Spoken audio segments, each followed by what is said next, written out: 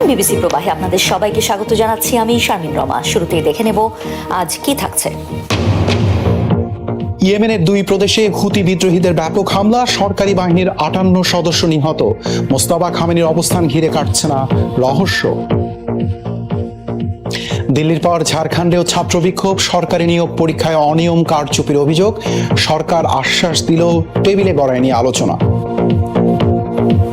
সম্পত্তির মালিকানা সংক্রান্ত বিলের জেরে বিক্ষোভে উত্তাল আর্জেন্টিনা, পুলিশের সাথে সংঘর্ষ, নিজ ভূখণ্ডে বিদেশি নিয়ন্ত্রণ বাড়ার শঙ্কা। ইয়েমেনের সরকারি বাহিনীর অবস্থান লক্ষ্য করে দুই প্রদেশে ব্যাপক হামলা চালিয়েছে হুতি বিদ্রোহীরা। ছোড়া হয়েছে কয়েকটি ব্যালিস্টিক ক্ষেপণাস্ত্র ও ড্রোন। এতে পশ্চিমা সমর্থিত সরকারি বাহিনীর কমপক্ষে 58 সদস্য নিহত হয়েছেন। আহত হয়েছেন আরও অর্ধশতাধিক। সৌদি সীমান্তবর্তী হাদ্রামাউত ও মারি প্রদেশে বাহিনীটির বিভিন্ন সামরিক ক্যাম্প লক্ষ্য করে অভিযান চালানো হয়। ইয়েমানি সেনাবাহিনীর অস্ত্রভাণ্ডার, গুদাম ও একাধিক যানবাহনও ধ্বংসের দাবি করা হয় হামলায়। ইয়েমেনে সম্প্রতি ইরান সমর্থিত হুতি এবং সৌদি ও পশ্চিমা সমর্থিত সরকারি বাহিনীর মধ্যে সংঘাত তীব্র আকার ধারণ করেছে। হরমুজ প্রণালীতে নতুন একটি মধ্যবর্তী নৌপথ তৈরির প্রস্তাব নিয়ে আলোচনায় রয়েছে ইরান ও ওমান। রয়টার্সে প্রকাশিত একটি মানচিত্রে দেখা গেছে নতুন এই রুট চালু হলে উপসাগর থেকে বের হওয়া জাহাজগুলো ইরান ও ওমানের মাঝের পথ ব্যবহার করবে, আর উপসাগরে প্রবেশকারী জাহাজের ক্ষেত্রে প্রয়োজনে হস্তক্ষেপের ক্ষমতা পাবে তেহরান। যুক্তরাষ্ট্র ও ইসরায়েলের ইরানে হামলার পর সংঘাত নিরসনের আলোচনায় হরমুজ প্রণালীর নিয়ন্ত্রণ এখন গুরুত্বপূর্ণ ইস্যু হয়ে উঠেছে। যুদ্ধের আগে বিশ্বের প্রায় 20% তেল এবং বিপুল পরিমাণ পণ্য এই প্রণালী দিয়ে পরিবহন হতো। ইরানের সঙ্গে যুদ্ধ শিগগিরই শেষ হবে বলে আবারও জানিয়েছেন মার্কিন প্রেসিডেন্ট ডোনাল্ড ট্রাম্প। বৃহস্পতিবার ওভাল অফিসে সাংবাদিকদের সঙ্গে আলাপকালে এই মন্তব্য করেন তিনি। So we're in great shape, but with that being said, আমার মনে হয় আমরা বেশ ভালো করছি। আলোচনা চলছে, শিগগিরই শেষ হতে পারে যুদ্ধ। আমার কাছে আক্ষরিক অর্থেই বিপুল পরিমাণ গোলাবারুদ আছে, তবুও আমরা আরো চাই। ফলে যুক্তরাষ্ট্রের প্রতিরক্ষা কোম্পানিগুলো দ্রুত উৎপাদন সক্ষমতা বাড়াচ্ছে। massive amounts of ammunition. ঘনীভূত হচ্ছে ইরানের সর্বোচ্চ নেতা মুস্তাফা খামেনির অবস্থান ঘিরে রহস্য। সম্প্রতি তাঁর সাথে প্রেসিডেন্ট মাসুদ পেজেশকিয়ানের বৈঠক নিয়ে প্রতিবেদন প্রকাশ করেছে লন্ডন ভিত্তিক সংবাদ মাধ্যম ইরান ইন্টারন্যাশনাল। দাবি, ঘুটঘুটে অন্ধকারে বৈঠক হওয়ায় সেটি আদতে মুস্তাফা ছিলেন কিনা তা নিশ্চিত করতে পারেননি পেজেশকিয়ান। এদিকে রাষ্ট্রীয় টেলিভিশনে দেয়া সাক্ষাৎকারে প্রেসিডেন্টের দাবি, বর্তমান পরিস্থিতিতে সর্বোচ্চ নেতার সাথে দেখা করাটা অত্যন্ত কঠিন। ক্ষমতা গ্রহণের 6 মাস পেরোলেও জনসমক্ষে আসেননি ইরানের নতুন সর্বোচ্চ ধর্মীয় নেতা মুস্তাফা খামেনি। প্রকাশ করা হয়নি তার অডিও, ভিডিও বা ভাষণও। ফলে নতুন নেতাকে ঘিরে ক্রমেই বাড়ছে সন্দেহ। এরই মাঝে বোমা ফাটালো ইরান ইন্টারন্যাশনাল। তাদের এক প্রতিবেদন অনুযায়ী সম্প্রতি প্রেসিডেন্ট মাসুদ পেজেশকিয়ানের সাথে হয়েছে সর্বোচ্চ ধর্মীয় নেতার বৈঠক, কিন্তু কালো কাচে ঢাকা গাড়ির ভেতর এতটাই অন্ধকার ছিল যে পরস্পরের মুখই দেখতে পাননি তারা। শোনা গেছে শুধুই কণ্ঠস্বর। তাই সাক্ষাতের পর বৈঠকে খামেনির উপস্থিতি নিয়ে প্রশ্ন তোলেন রাষ্ট্রপ্রধানই। তবে প্রতিবেদনের তথ্য প্রেসিডেন্টের আগের বক্তব্যের সাথে মিলছে না। গত মে মাসে জানিয়েছিলেন নতুন সর্বোচ্চ নেতার সঙ্গে প্রায় 2.5 ঘন্টা সৌহার্দ্যপূর্ণ পরিবেশে বৈঠক করেছেন তিনি। অন্যদিকে রাষ্ট্র সমর্থিত সংবাদ মাধ্যমের দাবি, বিদেশি গোয়েন্দা সংস্থার সম্ভাব্য হুমকি থেকেই মুস্তাফা খামেনিকে কঠোর নিরাপত্তা বলয়ে রাখা হয়েছে। ইরান ইন্টারন্যাশনালের রিপোর্ট প্রকাশের পর রাষ্ট্রীয় টিভিতে মোস্তাফার সাথে যোগাযোগ নিয়ে কথা বলেছেন প্রেসিডেন্ট। সরাসরি মন্তব্য না করলেও তার দাবি, সর্বোচ্চ নেতার সঙ্গে যোগাযোগ করা বর্তমানে অত্যন্ত কঠিন।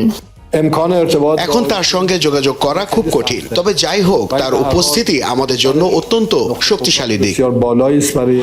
মুস্তাফা খামেনিকে ঘিরে রহস্য নিয়ে আন্তর্জাতিক অঙ্গনেও চলছে চর্চা। মার্কিন প্রেসিডেন্ট ডোনাল্ড ট্রাম্পের দাবি, তার জীবিত থাকার সম্ভাবনা মাত্র 10%। তবে নেতানিয়াহু বলছেন তিনি জীবিত আছেন। ইরানের সরকারকে উৎখাতের একটি পরিকল্পনা ব্যর্থ হওয়ার পর দুই জ্যেষ্ঠ কর্মকর্তাকে বরখাস্ত করেছে ইসরায়েলের গোয়েন্দা সংস্থা মোসাদ। বৃহস্পতিবার ইসরায়েলি টেলিভিশন চ্যানেল 12-এর এক প্রতিবেদনে বলা হয়, বরখাস্ত হওয়া দুই কর্মকর্তা হলেন মোসাদের গোয়েন্দা অধিদপ্তরের প্রধান এবং ইরান বিভাগের প্রধান। তবে তাদের পরিচয় প্রকাশ করা হয়নি। প্রতিবেদন অনুযায়ী পরিকল্পনাটি যুক্তরাষ্ট্রের সঙ্গে সমন্বয় করে তৈরি করা হয়েছিল। উদ্দেশ্য ছিল ইসরায়েল ও যুক্তরাষ্ট্রের সামরিক সহায়তায় ইরানের বিরোধী গোষ্ঠীগুলোকে সমর্থন দেয়া এবং দেশটির সরকারের বিরুদ্ধে অভ্যন্তরীণ তৎপরতা জোরদার করা। সরকারি নিয়োগ পরীক্ষায় অনিয়ম ও কারচুপির জেরে এবার ছাত্র ও চাকুরি প্রত্যাশীদের বিক্ষোভে উত্তাল ভারতের ঝাড়খণ্ড। রাজধানীর জয়পাল সিং মুন্ডা স্টেডিয়ামে অবস্থান কর্মসূচিতে দলে দলে যোগ দিয়েছেন শিক্ষার্থীরা। 2 সপ্তাহ ধরে চলছে কর্মসূচি ও অনশন। রাজ্য সরকার আলোচনার আশ্বাস দিলেও এখনও তা টেবিলে গড়েনি। আন্দোলনের সমর্থন দিয়েছে আলোচিত ককরোচ জনতা পার্টি সিজেপি। দিল্লির উত্তাপ কমতে না কমতেই ঝাড়খণ্ডে ছাত্র বিক্ষোভের আজ 2 সপ্তাহ ধরে চলা আন্দোলন ধারণ করেছে বিশাল আকার।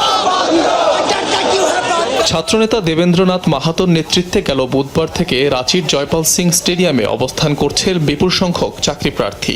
যোগ দিয়েছেন বিভিন্ন বয়সী শিক্ষার্থীরাও। চলছে আমরণ অনশন কর্মসূচি। আমার চেহারাই স্বাস্থ্যের অবস্থা বলে দিচ্ছে। আমি কেবল শুনতে, ভাবতে এবং একটু কথা বলতে পারি, বাকি অঙ্গ প্রত্যঙ্গ সাড়া দিচ্ছে না। সরকারের মনোভাব শিক্ষার্থীদের প্রতি অত্যন্ত অসংবেদনশীল। একসঙ্গে এমন একটি ব্যবস্থা প্রণয়ন করব যেখানে কারচুপি ও প্রশ্ন ফাঁস অসম্ভব। 5 জুলাই প্রকাশিত হয় ঝাড়খণ্ডের পাবলিক সার্ভিস কমিশনের প্রিলিমিনারি পরীক্ষার ফল। এতে প্রশ্নফাঁস ছাড়াও 50 লাখ থেকে 1 কোটি রুপিতে পোস্ট বিক্রির গুরুতর অভিযোগ ওঠে। আন্দোলনরতদের দাবি অবিলম্বে সেই পরীক্ষা বাতিল করা হোক। একই সাথে স্বাধীন তদন্ত কমিশন গঠনের দাবিও তোলা হয়। 14 দিন ধরে কর্মসূচি চলছে। মুখ্যমন্ত্রী আলোচনার উদ্যোগ নিয়েছিলেন, সমন্বয়ের অভাবে তা হয়নি। আমাদের উদ্দেশ্য কখনোই রাষ্ট্রকে অশান্ত করা ছিল না। দাবি পূরণ হলে সন্ধ্যের মধ্যেই চলে যাব।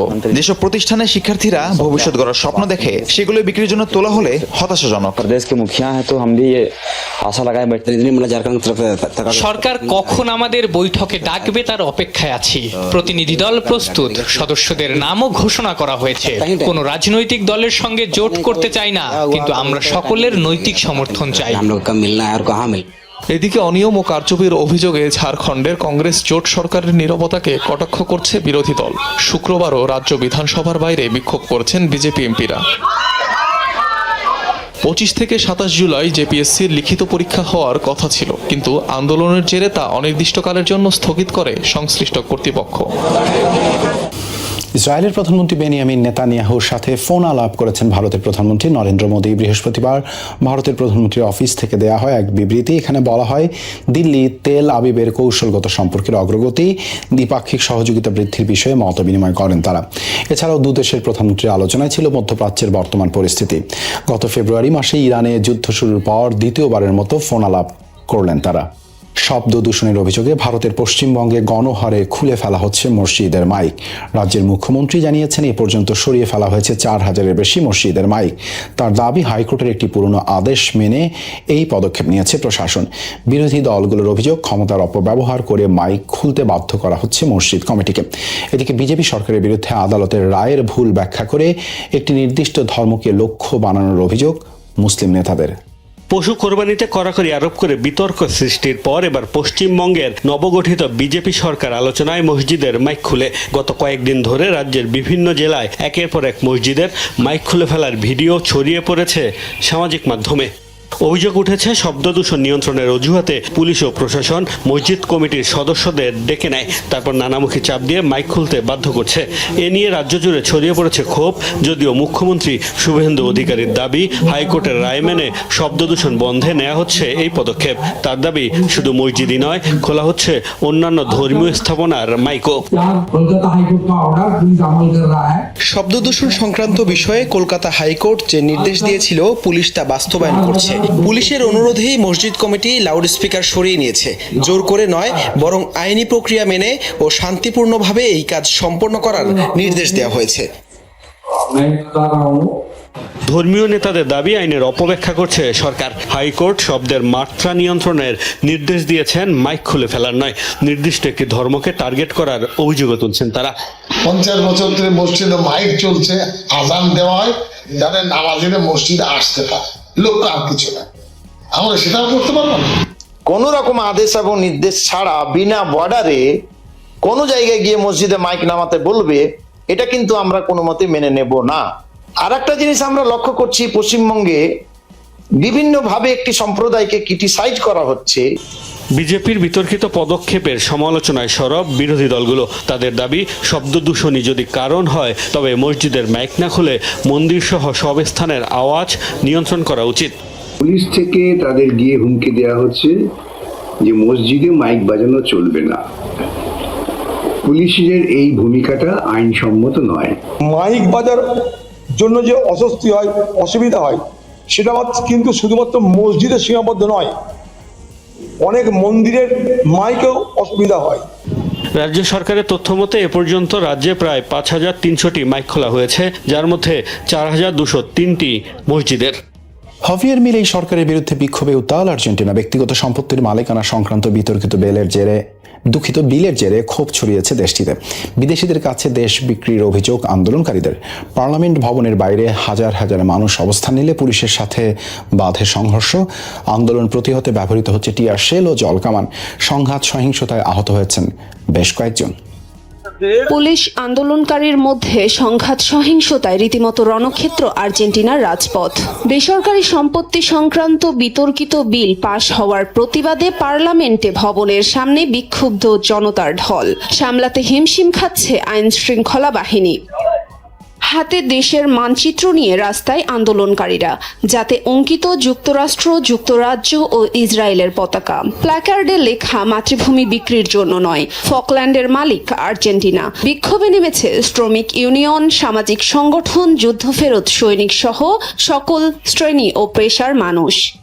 আন্দোলনরতদের ছত্রভঙ্গ করতে জলকামান, টিয়ার শেল, রাবার বুলেট ছোড়ে পুলিশ। নাছোড়বান্দা বিক্ষোভকারীরাও প্রতিরোধ গড়ে তোলে। এ ঘটনায় আহত বেশ কজন, আটক হয়েছেন অনেকে। সম্প্রতি ভূমি সংক্রান্ত একটি বিল আনা হয় দেশটির পার্লামেন্টে, যেখানে বিদেশি বিনিয়োগকারীদের জন্য জমির মালিকানা অর্জনের সুযোগ দিয়েছে আর্জেন্টিনা সরকার। আন্দোলনকারীদের অভিযোগ, সম্পত্তি সংক্রান্ত এই বিল আইনে পরিণত হলে দেশের সম্পদ ও ভূখণ্ডের উপর বিদেশি প্রভাব এবং নিয়ন্ত্রণ বহুগুণ বেড়ে যাবে। পাশাপাশি ব্যক্তিগত সম্পত্তির উপর কর্তৃত্ব কমবে স্থানীয় জনগণের। আর্জেন্টিনারা নিজেদের ভূমি রক্ষা করতে জানে। যেই আমাদের বিক্রির চেষ্টা করবে তার বিরুদ্ধেই লড়াই চলবে, যেমনটা এখন হচ্ছে বর্তমান সরকারের বিরুদ্ধে, যে কিনা সর্বোচ্চ দরদাতার কাছে আর্জেন্টিনাকে বিক্রি করতে চায়। আমরা এখানে এসেছি কারণ সরকার ও তাদের সহযোগী দালালরা আমাদের অন্যের হাতে তুলে দিতে চায়, বিক্রি করতে চায় আমাদের দেশ। তারা চায় সবাই আর্জেন্টিনার জমি কিনে নিক, আর্জেন্টিনা যেন আর আর্জেন্টাইনদের না থাকে। অবশ্য বিক্ষোভের পরও সিদ্ধান্তে অনড় হাভিয়ের মিলেই সরকার। তাদের দাবি, আর্জেন্টিনায় বিদেশি কোম্পানিগুলোর বিনিয়োগ বাড়ানোর লক্ষ্যে নেওয়া হচ্ছে এ পদক্ষেপ। জন্মসূত্রে নাগরিকত্বের সুযোগ সীমিত করতে আবারও দুটি নির্বাহী আদেশে সই করেছেন মার্কিন প্রেসিডেন্ট ডোনাল্ড ট্রাম্প। কয়েক সপ্তাহ আগে যুক্তরাষ্ট্রের সুপ্রিম কোর্ট এই অধিকার বহাল রেখে রায় দেওয়ার পর বৃহস্পতিবার নতুন নির্বাহী আদেশগুলো জারি করলেন ডোনাল্ড ট্রাম্প। এতে দেশটিতে কর্মরত বিদেশি কূটনীতিক এবং যুক্তরাষ্ট্রের আক্রমণকারী বিদেশি বাহিনীর সদস্যদের সন্তানরা যুক্তরাষ্ট্রে জন্মালেও নাগরিকত্ব না দেওয়ার বিধান রাখা হয়েছে। বিভিন্ন সন্ত্রাসী সংগঠনের জন্য এটি কার্যকর হবে। এছাড়া বার্থ ট্যুরিজম বন্ধে ব্যবস্থা নেওয়ার নির্দেশ দেওয়া হয়েছে, যার অর্থ শুধু নাগরিকত্ব পেতে দিতে যে সকল গর্ভবতী নারীরা যুক্তরাষ্ট্রে গিয়ে বাচ্চা জন্ম দেন তাদের সন্তানদের আর সিটিজেনশিপ দেয়া হবে না। এবার চীনের সিলিকনজাত পণ্যের উপর 15% শুল্ক আরোপের সিদ্ধান্ত নিয়েছেন মার্কিন প্রেসিডেন্ট ডোনাল্ড ট্রাম্প, যা সেমিকন্ডাক্টর বা চিপ তৈরির ক্ষেত্রে গুরুত্বপূর্ণ উপাদান। বৃহস্পতিবার এই সংক্রান্ত একটি নির্বাহী আদেশে স্বাক্ষর করলেন ডোনাল্ড ট্রাম্প, যার ফলে চীন থেকে সেমিকন্ডাক্টর ও সোলার প্যানেলে ব্যবহৃত পলিসিলিকন দিয়ে তৈরি পণ্য আমদানিতে গুনতে হবে 15% শুল্ক, যা কার্যকর হবে ডিসেম্বরে। এর পাশাপাশি চিপ আমদানির পরিমাণও নির্ধারণ করে দিয়েছে ট্রাম্প প্রশাসন। সম্প্রতি ড্রোন, হিউম্যানয়েড রোবট এবং অন্যান্য চীনা প্রযুক্তির পণ্য আমদানির উপর নিষেধাজ্ঞা আরোপ করে যুক্তরাষ্ট্র। মতবিরোধের দাবি উড়িয়ে প্রতিরক্ষা মন্ত্রী পিট হেগসেথের কাজ নিয়ে সন্তোষ প্রকাশ করলেন মার্কিন প্রেসিডেন্ট ডোনাল্ড ট্রাম্প। বৃহস্পতিবার সামাজিক যোগাযোগ মাধ্যম ট্রুথ সোশ্যালে তিনি একটি পোস্ট করেন, জানান হেগসেথের কাজে ভীষণ খুশি তিনি। সম্প্রতি ভেনেজুয়েলা ও ইরানের সাম্প্রতিক সফল অভিযানের উদাহরণ টেনে প্রতিরক্ষা মন্ত্রী প্রশংসা করেন ট্রাম্প। তাঁর দাবি, সামরিক বাহিনীতে পিট হেগসেথ অত্যন্ত সম্মানীয় ব্যক্তি। একই সাথে সংবাদ মাধ্যমগুলোর বিরুদ্ধে ভুয়া মিথ্যা গুজব ছড়ানোর অভিযোগ তোলেন মার্কিন প্রেসিডেন্ট। দাবি করেন যে কোনো জায়গায় হামলা চালানোর মতো ক্ষেপণাস্ত্র আছে যুক্তরাষ্ট্রের। অস্ত্র ভাণ্ডার শূন্য হয়ে যাওয়ার মতো রিপোর্টিং রাষ্ট্রদ্রোহিতার সামিল বলেও আখ্যা দেন ট্রাম্প। মিশিগানে ডেমোক্রেটিক পার্টির প্রাইমারিতে ইসরায়েলপন্থী প্রার্থীর পরাজয়ের পর আলোচনায় লবিস্ট গ্রুপ আইপ্যাক। আলোচিত সমালোচিত এই প্রতিষ্ঠানটির কাজ মূলত মার্কিন সরকারের বিভিন্ন নীতি ইসরায়েলের পক্ষে রাখা। সেই লক্ষ্যে মার্কিন রাজনীতিতেও প্রভাবশালী বলয় তৈরি করেছে তারা। ইসরায়েলপন্থী প্রার্থীদের বিজয়ী করতে বিপুল অর্থ খরচ করে আইপ্যাক। তাদের এই ভূমিকায় নির্বাচনের স্বচ্ছতাকে প্রশ্নবিদ্ধ করার অভিযোগও রয়েছে। যুক্তরাষ্ট্রের মিশিগান অঙ্গরাজ্যের ডেমোক্রেটিক পার্টির সিনেটর প্রার্থী বাছাইয়ে আব্দুল আল সায়েদের জয় এখন আলোচনার তুঙ্গে। কেবল প্রতিদ্বন্দ্বী প্রার্থীকেই নয়, তিনি হারিয়েছেন যুক্তরাষ্ট্রের সবচেয়ে প্রভাবশালী ইসরায়েলপন্থী lobbying group American Israel public affairs committee বা আইপ্যাককে। কারি ডলার খরচ করেও নিজেদের পছন্দের প্রার্থী হ্যালি স্টিভেন্সকে জেতাতে পারেনি আইপ্যাক। এবার মূল নির্বাচনে সাইয়েদের বিরুদ্ধে রিপাবলিকান প্রার্থী মাইক রজার্সকে জেতাতে কয়েক কোটি ডলার খরচের পরিকল্পনা করছে সংগঠনটি। কেন মিশরীয় বংশোদ্ভূত মুসলিম প্রার্থীকে হারাতে মরিয়া আইপ্যাক, তাদের কাজই বা কি? যুক্তরাষ্ট্রে ইসরায়েলি প্রভাব বাড়াতে 1954 সালে প্রতিষ্ঠিত হয় American Zionist committee for public affairs. 5 বছর পর যার নাম পরিবর্তন করে রাখা হয় আইপ্যাক। সংগঠনটির দাবি, বর্তমানে তাদের সদস্য 60 লাখের বেশি। আইপ্যাক মূলত ওয়াশিংটনের নীতি যাতে তেল আবিবের পক্ষে থাকে সেটি নিশ্চিতে কাজ করে। ডেমোক্রেটিক পার্টি ও রিপাবলিকান পার্টি যুক্তরাষ্ট্রের প্রধান দুই রাজনৈতিক দলের সাথেই ঘনিষ্ঠ সম্পর্ক বজায় রাখে এই লবিং ফার্ম। দু দলেরই কট্টর ইসরায়েলপন্থী প্রার্থীদের বিভিন্ন নির্বাচনে জেতাতে তৎপরতা চালায়। এসব প্রার্থীর পেছনে খরচ করে অঢেল অর্থ। অর্থাৎ যে সরকারি ক্ষমতায় থাক, মার্কিন কংগ্রেসের নিয়ন্ত্রণ ইসরায়েলপন্থীদের কাছে রাখাই তাদের উদ্দেশ্য। 2024 সালে মার্কিন প্রেসিডেন্ট নির্বাচনের বছর ইসরায়েলকে শর্তহীন সমর্থন দেওয়ার শর্তে 361 জন প্রার্থীকে 53 মিলিয়নের বেশি অনুদান দিয়েছে আইপ্যাক। এছাড়াও বিভিন্ন প্রার্থী নির্বাচনী প্রচারণাতেও বিপুল অর্থ ব্যয় করেছে তারা। মার্কিন নির্বাচনে অর্থের বিনিময়ে প্রভাব বিস্তারের অভিযোগে বিভিন্ন সময় আলোচিত হয়েছে আইপ্যাক। বিশ্লেষকদের মত, সম্প্রতি তাদের প্রভাব কমতে শুরু করেছে, যার প্রমাণ মিশিগানে আইপ্যাক সমর্থিত প্রার্থীর পরাজয়। যুবরাজ মোহাম্মদ বিন সালমানের আমন্ত্রণে 3 দিনের সরকারি সফরে সৌদি আরবে পৌঁছেছেন পাকিস্তানের প্রধানমন্ত্রী শেহবাজ শরীফ। বৃহস্পতিবার জেদ্দা বিমানবন্দরে অবতরণ করে তাকে বহনকারী ফ্লাইট। এ সময় প্রধানমন্ত্রী শেহবাজ শরীফ ও তার প্রতিনিধি দলকে স্বাগত জানান সৌদি প্রশাসনের উচ্চ পর্যায়ের কর্মকর্তারা। প্রাক প্রধানমন্ত্রী এই সফরে সঙ্গ দিচ্ছেন দেশটির পররাষ্ট্রমন্ত্রী, প্রতিরক্ষা প্রধান সহ সরকারের কয়েকজন মন্ত্রী। সফরে সৌদি যুবরাজ মোহাম্মদ বিন সালমানের সঙ্গে বৈঠক করবেন শেহবাজ শরীফ।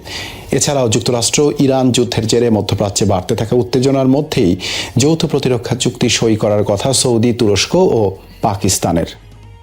সিরিয়ার রাজধানী দামেস্কের দ্রুজ অধ্যুষিত জার্মানা এলাকায় একটি মিনিবাসে শক্তিশালী বিস্ফোরণে নিহত হয়েছে অন্তত 2 জন, আহত হয়েছেন 13 জন। আহতদের দ্রুত দামেস্কের একটি হাসপাতালে নেওয়া হয়েছে। প্রাথমিক তদন্তে নিরাপত্তা কর্মকর্তাদের ধারণা, গাড়িটিতে আগে থেকেই বিস্ফোরক বসানো ছিল, তবে এখনও হামলার দায় স্বীকার করেনি কোনো গোষ্ঠী। দ্রুজ অধ্যুষিত জার্মানা এলাকাটি সম্প্রতি সিরিয়ার নতুন ইসলামপন্থী সরকারের সঙ্গে উত্তেজনার কেন্দ্রবিন্দুতে পরিণত হয়েছে। গত কয়েক মাসে সেখানে দ্রুজ সশস্ত্র গোষ্ঠী ও সরকারি বাহিনীর মধ্যে একাধিক সংঘর্ষ হয়েছে। এদিকে জাতিসংঘের এক তদন্ত প্রতিবেদনে বলা হয়েছে 2025 সালের জুলাইয়ে সুয়েদা প্রদেশে সহিংসতায় 1700 জনের বেশি মানুষ নিহত হন। নিহতদের বেশিরভাগই ছিলেন দ্রুজ বেসামরিক নাগরিক। ওই ঘটনায় সিরিয়ার সরকারি বাহিনী, উপজাতীয় যোদ্ধা এবং দ্রুজ সশস্ত্র গোষ্ঠীর বিরুদ্ধে যুদ্ধাপরাধের অভিযোগও উঠেছে। থাইল্যান্ডে একটি স্কুলে এলো পাথারি গুলিতে 3 শিক্ষক সহ কমপক্ষে 7 জন নিহত। এই ঘটনায় আহত হয়েছেন 30 জনের বেশি, যার মধ্যে 2 জনের অবস্থা আশঙ্কাজনক। দেশটির রাজধানী ব্যাংককের উপকণ্ঠে নন্থাবুরি প্রদেশে অবস্থিত একটি স্কুলে হয়েছে এই হামলার ঘটনা। স্কুলটিতে শিক্ষার্থীর সংখ্যা প্রায় 3000। সন্দেহভাজন হামলাকারীর মরদেহ উদ্ধার করা হয়েছে। হামলাকারী ওই স্কুলের 14 বছর বয়সী শিক্ষার্থী বলে প্রাথমিকভাবে ধারণা করা হচ্ছে। বর্তমানে পরিস্থিতি নিয়ন্ত্রণে রয়েছে বলে দাবি পুলিশের, তবে এখনো হামলার কারণে স্পষ্ট নয়। এরই মধ্যে শুরু হয়েছে তদন্ত। কিভাবে অস্ত্র পেল ওই কিশোর সেটিও জানার চেষ্টা করা হচ্ছে বলে জানিয়েছে পুলিশ। স্পেনের সিউতায় নজিরবিহীন অভিবাসীর ঢলে প্রাণহানি বেড়ে 100 ছাড়িয়েছে। বৃহস্পতিবার ইউরোপীয় পার্লামেন্টের এক বৈঠকে এই তথ্য নিশ্চিত করেছেন শহরটির নেতা হুয়ান হেসুস ভিভাস। তিনি জানান, এখনও তাদের ছিটমহলটিতে অবস্থান করছে মরক্কো থেকে যাওয়া 3 থেকে 5 হাজার অবৈধ অভিবাসী। এদিকে অভিবাসী সংকট মোকাবেলায় স্প্যানিশ সরকারের পদক্ষেপের প্রশংসা করেছে ইউরোপীয় পার্লামেন্ট। ধারণা করা হচ্ছে থেকে যাওয়া অভিবাসীদের বেশিরভাগই শিশুদের অনুমতি ছাড়া তাদের ফেরত পাঠানো আইনত অসম্ভব বলে জানিয়ে জানিয়েছে কর্তৃপক্ষ। কড়া পাহারা থাকলেও গত সপ্তাহে হাজার হাজার অভিবাসী প্রবেশের ঘটনায় এখনও পুরোপুরি স্বাভাবিক হয়নি সিউতা। জাপানে জারি করা হয়েছে শক্তিশালী টাইফুন ডলফিনের পূর্ব সতর্কতা। বন্ধ ঘোষণা করা হয়েছে বেশ কয়েকটি এয়ারলাইন্স, বাতিল হয়েছে ফ্লাইট। বৃহস্পতিবার জাপানের ওকিনাওয়া প্রিফেকচারে শুরু হওয়া জোরালো ঝড় বৃষ্টির জেরে জারি করা হয়েছে এই সতর্কতা। ধারণা করা হচ্ছে শুক্রবার জাপানের দক্ষিণ পশ্চিমাঞ্চলে আঘাত হানতে পারে টাইফুন। সমুদ্র সতর্কতা জারি করার পর বন্ধ জাহাজ ও ফেরি চলাচল, দূরপাল্লার ভ্রমণ এড়িয়ে চলার আহ্বান জানিয়েছে প্রশাসন। প্রতি ঘন্টায় 198 কিলোমিটার বেগে ওকিনাওয়ার কাছাকাছি এলাকাগুলোতে আঘাত করছে ব্যাপক ঝড়। বৈরী আবহাওয়ায় বন্ধ রয়েছে ওকিনাওয়ার সব দোকানপাট ও প্রতিষ্ঠান। আবহাওয়া বিভাগের তথ্য অনুযায়ী তাইওয়ানের 1120 কিলোমিটার পূর্বে অবস্থান করছে টাইফুনটি। বিশ্বের সবচেয়ে গুরুত্বপূর্ণ জ্বালানি পরিবহন পথ হরমুজ প্রণালী নিয়ে যুক্তরাষ্ট্র ও ইরানের মধ্যে চলমান আলোচনায় এক নজিরবিহীন সমঝোতার আভাস মিলেছে। মার্কিন প্রেসিডেন্ট ডোনাল্ড ট্রাম্প জানিয়েছেন, তেহরানের সাথে ওয়াশিংটনের অত্যন্ত ইতিবাচক ও ফলপ্রসূ আলোচনা চলছে। সমঝোতার অংশ হিসেবে কৌশলগতভাবে অত্যন্ত গুরুত্বপূর্ণ এই প্রণালীর ভৌগোলিক ও প্রশাসনিক নিয়ন্ত্রণ থাকছে ইরানের হাতেই। তবে আন্তর্জাতিক বাণিজ্যিক জাহাজ নিরাপদে চলাচলের সুবিধা দেওয়ার বিনিময়ে নির্ধারিত ফি বা টোল আদায়ের প্রস্তাব তোলা হয়েছে। বিশ্ব বাণিজ্যের মোট খনিজ তেলের উল্লেখযোগ্য অংশ পরিবহন করা হয় হরমুজ প্রণালী দিয়ে। সাম্প্রতিক ভূ রাজনৈতিক উত্তেজনার পর থেকে এই প্রণালীতে পশ্চিমা ও মধ্যপ্রাচ্যের নৌ চলাচলে চরম অনিশ্চয়তা তৈরি হয়েছিল। তবে নতুন সমঝোতার আলোকে স্পষ্ট করা হয়েছে যে কৌশলগতভাবে অত্যন্ত সংবেদনশীল এই সমুদ্র পথের সার্বিক ট্রাফিক ব্যবস্থাপনা ও সার্বভৌম নিয়ন্ত্রণ ইরানের অধিকারেই বহাল থাকবে। আন্তর্জাতিক সামরিক বা বাণিজ্যিক কোনো পক্ষই প্রণালীর নিয়ন্ত্রণ নিজেদের হাতে নেওয়ার প্রস্তাব দেয়নি। প্রণালী দিয়ে বাণিজ্যিক তেলবাহী ট্যাঙ্কার ও অন্যান্য জাহাজ নির্বিঘ্নে এবং নিরাপত্তার সাথে পারাপারের ব্যবস্থা করার বিনিময়ে পাসেজ ফি বা টোল আদায়ের বিষয়টি নিয়ে রূপরেখা তৈরি হচ্ছে। প্রাথমিক আলোচনা ও বিভিন্ন সূত্রে জানা গেছে, হরমুজ প্রণালী অতিক্রমকারী প্রতিটি আন্তর্জাতিক জাহাজের জন্য বাংকারিং ও সিকিউরিটি কভার সুবিধা নিশ্চিত করতে নির্ধারিত হারে ফি ধরা হতে পারে। প্রস্তাবিত কাঠামো অনুযায়ী প্রতিটি বড় বাণিজ্যিক জাহাজের আকার ও ড্রাফট ভেদে 50,000 থেকে $1,50,000 মার্কিন ডলার পর্যন্ত ফি ধার্য করার আলোচনা চলছে। ফি আদায়ের বিনিময়ে ইরান প্রণালী পার হওয়া জাহাজগুলোকে নিরাপত্তা দেবে এবং কোনো রূপ আন্তর্জাতিক বাধা বা হামলার শিকার হতে দেবে না। আলোচনার অগ্রগতি সম্পর্কে মার্কিন প্রেসিডেন্ট ট্রাম্প জানান, ইরানের সাথে আমাদের আলোচনা বেশ ইতিবাচক মোড় নিয়েছে। দুই পক্ষই এমন একটি সমাধানে পৌঁছাতে চায় যা বৈশ্বিক অর্থনীতি ও জ্বালানি সরবরাহকে স্থিতিশীল করবে। অর্থনৈতিক বিশ্লেষকদের মতে হরমুজ প্রণালীতে সার্ভিস ফি যুক্ত হওয়ার ফলে আন্তর্জাতিক তেল পরিবহনে পরিচালন খরচ কিছুটা বাড়লেও সামরিক সংঘাতের আশঙ্কা কমে যাওয়া এবং নিরবিচ্ছিন্ন জ্বালানি সরবরাহ নিশ্চিত হওয়া বিশ্ব অর্থনীতির জন্য এক স্বস্তির বার্তা। চূড়ান্ত চুক্তি বাস্তবায়িত হলে দীর্ঘদিনের এই বৈশ্বিক সংকট এক নতুন কূটনৈতিক সমাধানের মুখ দেখবে। সৌদি আরবের দক্ষিণাঞ্চলে হামলা চালিয়ে আবার উত্তেজনা বাড়ালো ইয়েমেনের হুতিরা। হামলায় আহত হয়েছেন 11 বেসামরিক নাগরিক। এর মধ্যেই সৌদি আরবের আশঙ্কা, হুতিদের সঙ্গে ইরানপন্থী ইরাকি সশস্ত্র গোষ্ঠীগুলো মিলে শিগগিরই আরো বড় হামলা চালাতে পারে দেশটির গুরুত্বপূর্ণ স্থাপনায়। সৌদি নেতৃত্বাধীন সামরিক জোটের মুখপাত্র মেজর জেনারেল তুর্কি আল মালিকি জানান, 6 অগস্ট দক্ষিণাঞ্চলীয় নাজরান প্রদেশে হুতিদের হামলায় 7 সৌদি নাগরিক, 1 ইয়েমেনি, 2 মিশরীয় ও 1 পাকিস্তানি আহত হয়েছেন। আহতদের মধ্যে 4 বছরের একটি শিশুও রয়েছে। হামলায় শিশুটির শরীরের 20% পর্যন্ত দগ্ধ হয়েছে বলে জানান সৌদি সামরিক জোটের এই মুখপাত্র। আল মালিকি অভিযোগ করেন, ইরান ঘনিষ্ঠ হুতিরা আন্তর্জাতিক মানবিক আইন লঙ্ঘন করে নির্বিচারে হামলা চালাচ্ছে বেসামরিক এলাকায়। নাগরিকদের সুরক্ষায় প্রয়োজনীয় সব ব্যবস্থা নেওয়া অব্যাহত থাকবে বলেও জানান তিনি। এ হামলার পরেই সৌদি নিরাপত্তা নিয়ে নতুন করে দেখা দিয়েছে উদ্বেগ। দেশটির এক জ্যেষ্ঠ কর্মকর্তা নাম প্রকাশ না করার শর্তে রয়টার্সকে জানিয়েছেন, সৌদি আরব, যুক্তরাষ্ট্র ও মধ্যপ্রাচ্যের কয়েকটি দেশের গোয়েন্দা তথ্য বলছে, ইরানের ইসলামিক রেভলিউশনারি গার্ড কোরের তত্ত্বাবধানে হুতি ও ইরাকের সশস্ত্র গোষ্ঠীগুলো সমন্বিত হামলার প্রস্তুতি নিচ্ছে সৌদিতে। এসব হামলার টার্গেট হতে পারে বেসামরিক স্থাপনা, জ্বালানি অবকাঠামো, নৌ ও বিমানবন্দর। ফলে আঞ্চলিক সংঘাত আরো বড় পরিসরে ছড়িয়ে পড়ার আশঙ্কা তৈরি হয়েছে। ইয়েমেনের হুতিদের সঙ্গে সৌদি আরবের এক দশকের সংঘাত এখন মধ্য ইরান, যুক্তরাষ্ট্র, ইসরায়েলকে ঘিরে চলমান বৃহত্তর সংঘাতের সঙ্গে জড়িয়ে পড়েছে। লোহিত সাগরে হুতিদের অবরোধের কারণে সৌদির তেল রপ্তানিতেও পড়েছে প্রভাব। সৌদি ওই কর্মকর্তা বলেন, সম্ভাব্য হামলার হুমকি উদ্বেগজনক হলেও ইরানের সঙ্গে সংঘাত কমানো এবং আলোচনার মাধ্যমে সমাধানের পথ খুঁজছে রিয়াদ। মধ্যস্থতার প্রচেষ্টা সঠিক দিকেই এগোচ্ছে বলেও মন্তব্য করেন তিনি। তার আশঙ্কা, সম্ভাব্য হামলাগুলোর উদ্দেশ্য হতে পারে চলমান কূটনৈতিক প্রচেষ্টা ব্যাহত করা। আঞ্চলিক হুমকি মোকাবিলায় মিত্রদের সঙ্গে নিরাপত্তা সহযোগিতা আরো জোরদার করতে চাইছে সৌদি আরব। রয়টার্সকে দুই আঞ্চলিক সূত্র জানিয়েছে, 7 অগস্ট সৌদি আরব, তুরস্ক ও পাকিস্তানের মধ্যে একটি প্রতিরক্ষা চুক্তি সই হওয়ার কথা রয়েছে।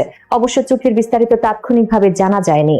সৌদি কর্মকর্তা জানিয়েছেন, যুক্তরাষ্ট্রের সঙ্গে দেশটির নিরাপত্তা সহযোগিতাও অত্যন্ত উচ্চ পর্যায়ে রয়েছে। যে কোনো আগ্রাসনের জবাব দিতে প্রয়োজনীয় সব ব্যবস্থা নিতে সৌদি আরব প্রস্তুত বলেও জানান তিনি। এর আগে 4 অগস্ট নাজরান বিমানবন্দরে হামলার দায় স্বীকার করেছিল হুতিরা। সাম্প্রতিক সময়ে সৌদি সামরিক স্থাপনা, অবকাঠামো ও জাহাজ চলাচলকে লক্ষ্য করে হামলা চালিয়ে আসছে ইরান ঘনিষ্ঠ এই গোষ্ঠী। 6 অগস্ট ইয়েমেনের মারিব ও হাদ্রা মাউথ প্রদেশে সৌদি সামরিক বাহিনীর অবস্থান লক্ষ্য করে হামলার দাবি করে হুতিরা। পরে তাদের হামলায় ইয়েমেন সরকারের 30 জনের বেশি সেনা নিহত হয়েছেন বলে জানায় বিভিন্ন সূত্র। এর আগে 29 জুলাই সৌদি আরব জানিয়েছিল, দেশটির তেল স্থাপনায় ড্রোন হামলার জন্য ইরানপন্থী ইরাকি গোষ্ঠীগুলোকে দায়ী করে যুক্তরাষ্ট্রের সেন্ট্রাল কমান্ডের সঙ্গে যৌথভাবে ইরাকে হামলা চালিয়েছে তারা। প্রতিক্রিয়ায় সৌদি হামলার পাল্টা জবাব দেওয়ার হুমকি দিয়েছিল ইরাকের সশস্ত্র গোষ্ঠীগুলো। সবাইকে শুভকামনা জানিয়ে আমি শারমিন রমাজ এখানে বিদায় নিচ্ছি। ভালো থাকবেন।